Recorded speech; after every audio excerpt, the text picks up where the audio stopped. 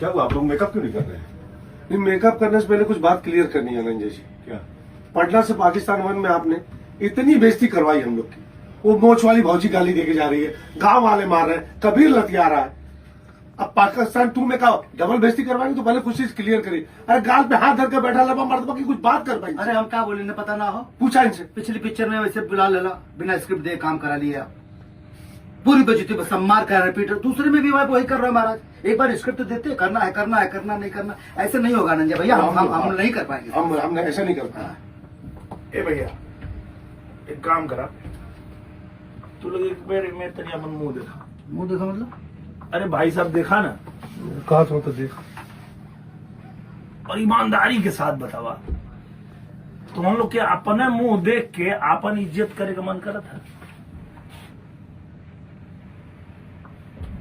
तो तू लोग जितना जल्दी एक्सेप्ट कर लेबा कि कुछ लोग ये धरती पर लात खाए खातिर ही आए हो। भाई साहब लात खाए में उतने मजा है। बात तो सही। चले अब मेकअप करें। चलिए आइए। सारा बड़ी बेइज्जती। ठीक है यार, तैयार हो जाओ, तैयार हो जाओ।